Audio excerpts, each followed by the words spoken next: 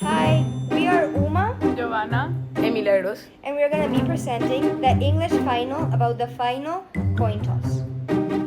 In No Country Old Men, Cormac McCarthy uses symbolism, suspense, and dialogue to show that Anton Chigurh's belief in fate hides the fact that he is still responsible for his own actions.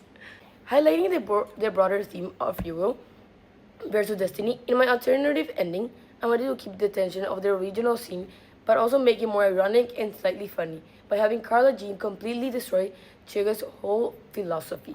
With logical and attitude, becoming another helpless victim, she turns the coin toss against him and makes him look ridiculous for acting like a quarter controls people's lives. The scene begins the same way as the novel. Chigurh arrives at Carla Jean's house after Llewellyn Moss dies. The room is quiet, awkward, and tense.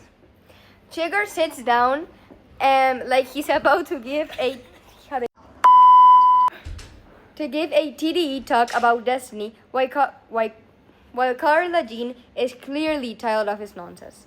He pulls out the coin dramatically and says his usual line, "Call it," as he said in the page 258 of the book. But instead of being scared, Carla Jean stares at him and says something like, "You drove all this way here to let a nickel decide my future?" This immediately changes the tone because of the first time Chigurh actually looks confused. He starts explaining his philosophy again, talking about how the coin has been traveling his whole life to get there.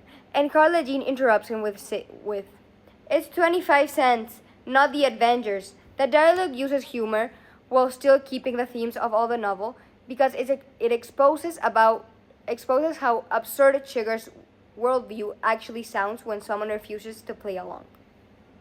The funniest and most important moment happens when Chigurh flips the coin and Carla Jean catches it before it lands.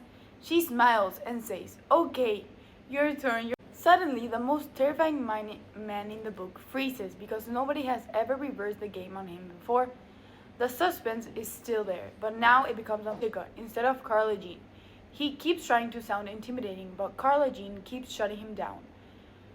When he says fate decides everything, she responds, "No, you decide everything." The coin is literally just metal.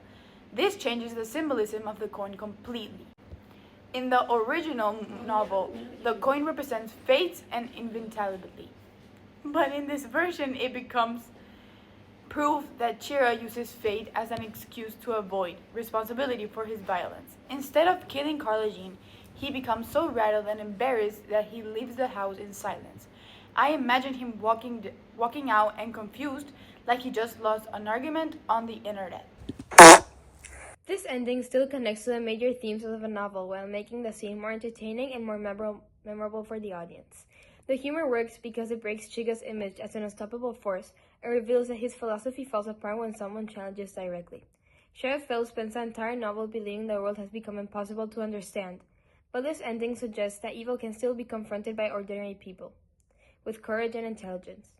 Instead of ending with total hopelessness, the story ends with Carla Jean exposing the absurdity of Chigurh's worldview.